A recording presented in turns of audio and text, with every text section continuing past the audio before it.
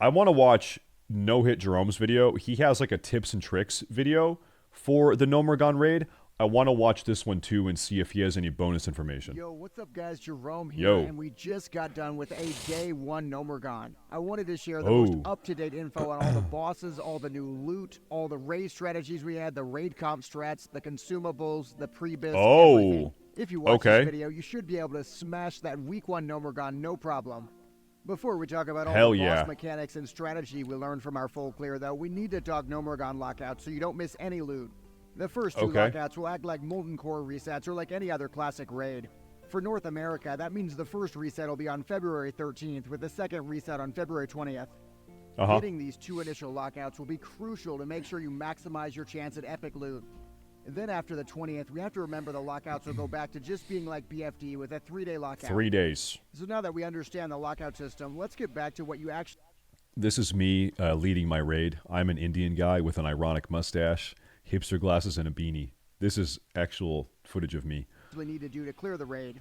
Although you might think we didn't have any pre-bis gear going into the raid, we actually had quite a few high-level pieces. The best part is that all of my gear came from just 3 places. The first place was the Scarlet Monastery Wings. I was able to get the White Mane Chapeau and the Triune Amulet really quickly. And while I was in Scarlet Monastery, I also got the Shadow Fiend Quality of Life book. That really helped with my mana regen throughout the raid. I also had some very strong PvP rings and a cloak pre-purchased. That meant I could immediately put them on when I hit the level requirements, as well as my Exalted Warsong Bracers too. My real secret sauce though was the updated crafted gear. Blizzard went through a lot of the crafts in the game and drastically increased their stats. Knowing that, I reached out to my tailoring friend when I hit 40. I was able to get pieces like the red Mage Weave pants and the Dreamwave vest before even going in the raid. But one thing we really did miss out on going in the raid though was full sets of runes. I really missed key runes like Dispersion for mana regen. This is true. A lot of these guilds that cleared the raid on day 1, day 2, day 3, like, they might not even have had the runes that you're going to have if you do it, like at the end of the week, either today or tomorrow, right? Yeah, they had phase 1 runes. I have like some sick fucking runes that probably the first couple Warlock tanks didn't even have going in here, which is going to help a little bit. And an Empowered Renew for extra healing. And I'll our link DPS the WoW runes and page stuff. below the video so you can grab the extremely desirable runes that I never got to use in the raid. One really cool feature for actually deciding which runes and gear to use is a free site run by Warcraft Logs called Archon. That site uses raid data to show you the average gear, the average enchants, the average consumes of anybody that cleared the raid at a high parse. Keep in mind that this raid Is that a thing? Where's that?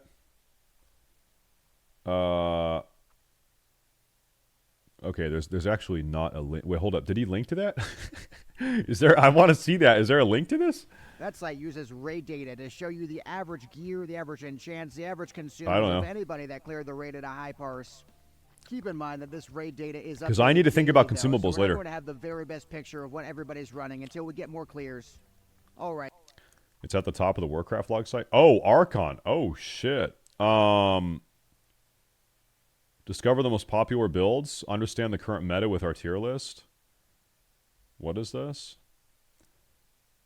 Okay, we're going to figure that out later. Let's keep watching the video. All right, so once your gear is set up for success, you've got to figure out your raid logistics and group comp. Gnomeregan is a 10-man raid, which means the comp you choose will have a huge impact on whether you succeed or fail. We went with a balanced comp because we had a theory the raid would have certain fights that are good for melee while having other fights that are good for range damage dealers. We used 2 healers as well as a mix of warriors and hunters and casters. That setup really felt ideal for us even in the raid, and we're definitely going to continue with that comp in the next week.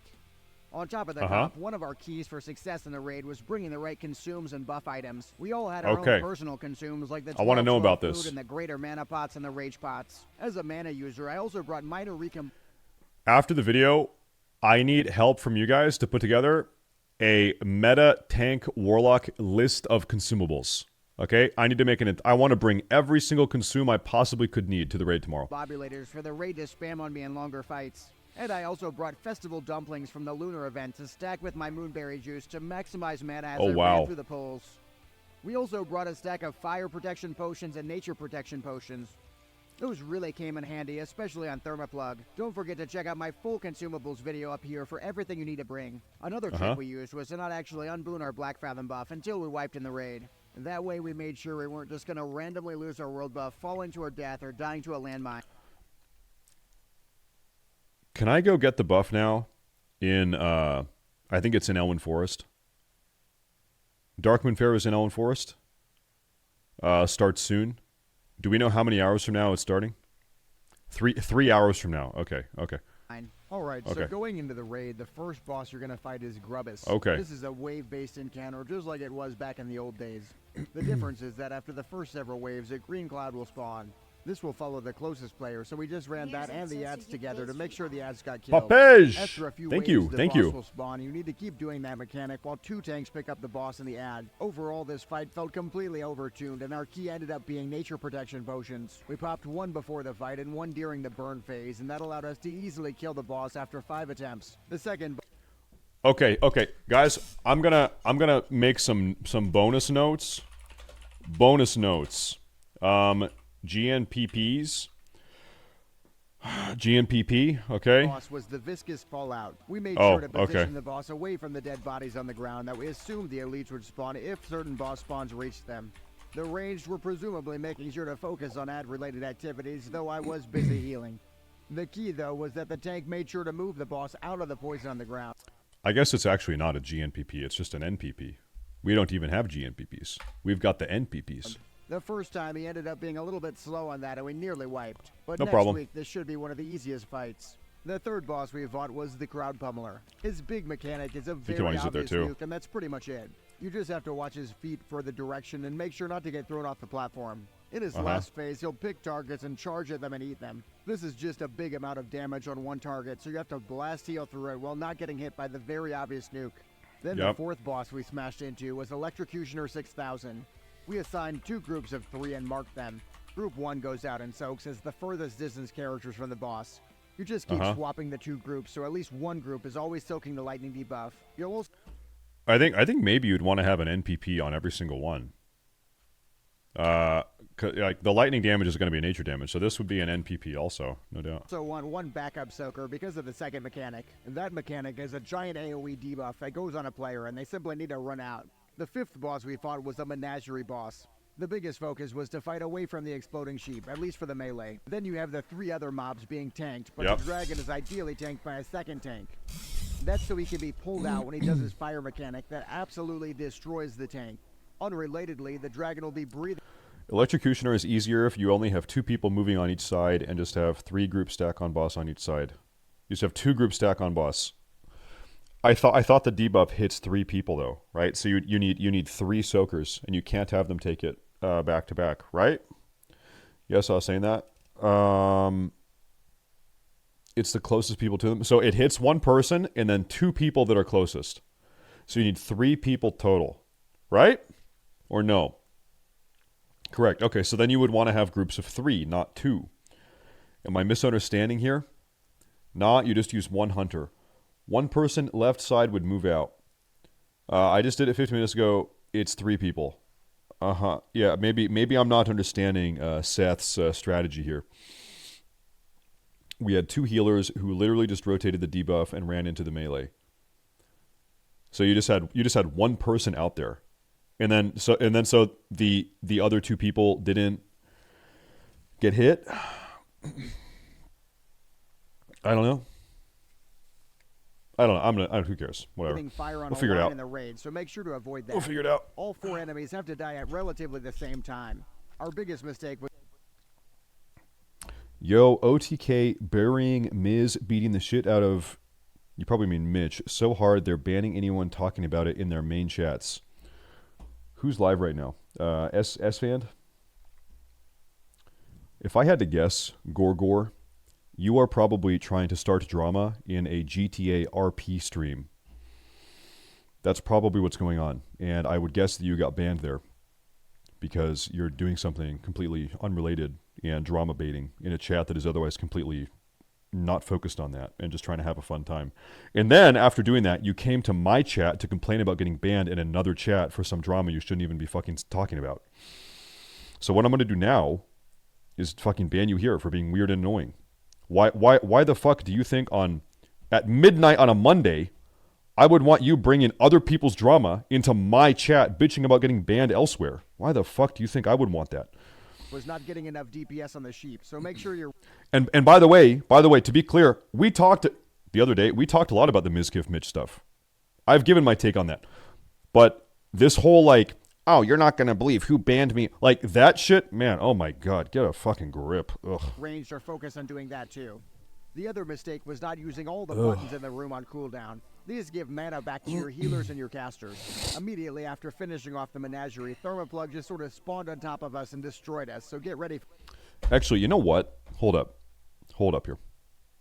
Gore 91. Now I'm curious. Am I still moderator? Am I? Yeah. Yeah.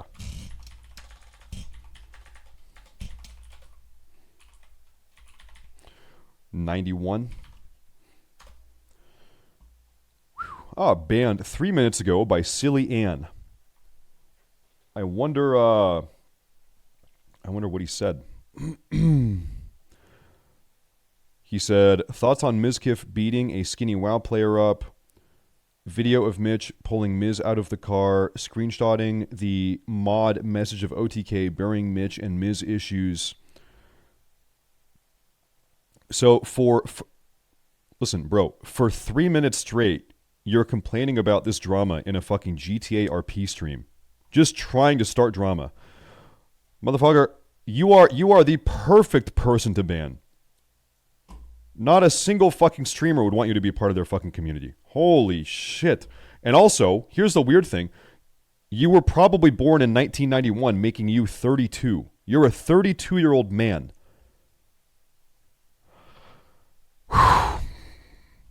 You're 32. Complaining about parasocial Twitch drama at midnight on a Monday in a GTA RP stream. Get a fucking grip, brother. Jesus Christ. For that. The key to Thermoplug is the buttons around the room. You press the button nearest to where the bombs are coming out to stop them. We assigned 2 hunters and 2 mages to do this job, and it felt extremely key to have 4 fast players assigned. As the bombs came out, the ranged DPS would try to kill them as best as they could. The first phase, we tanked the boss near the entrance to avoid the sheep here has a dangerous spell reflect. Okay.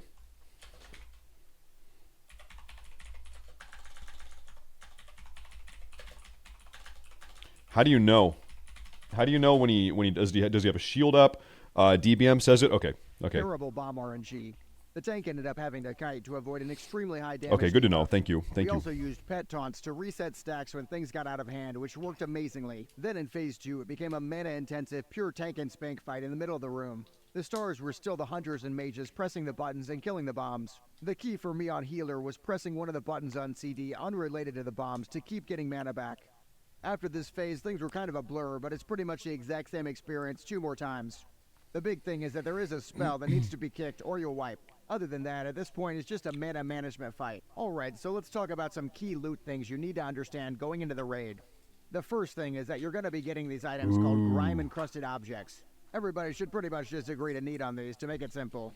You have a chance of getting all sorts of nice items like true silver bars at the vending machine near the middle of the raid. The second thing to understand about loot is that your tier loot sets are just dropped as tier tokens now. The tokens can easily be exchanged at an NPC in the middle area of the raid. I would recommend trying to figure out in advance what set you plan to buy. The third loot thing to understand is that this raid is way harder than people were expecting. That means you may need to be willing to write off certain pieces on Grubbus and Thermoplug. I would say at least until we get some more gear, or if they add some nerfs in. Clearing Gnomeregan day 1 was definitely a long-term goal of mine. We went in with really solid pre-bis items, we went in with the best consumables we could get, and the very best group comp we could possibly come up with. Even a great group is going to end up having a few wipes, especially on Thermoplug, so just be ready to run back and get back in there. I do have a question for you. I'm thinking, when should I pop my world buffs? Because we are probably going to die a couple times along this raid. So when should I use my world buffs? I'm going to have... Just save them for the last boss. Okay, so probably we're gonna pull the last boss. We probably die once. Whenever we start to feel confident, we're starting to feel a little bit prepared. People know the mechanics. Then I pop them. I'll just save them for the very end. Okay. You guys, which is whether you've actually entered the raid yet and what you think of phase 2 so far. For me, leveling and getting into Gnomeregan were absolute blasts, and I can't wait to get into the STV event as well.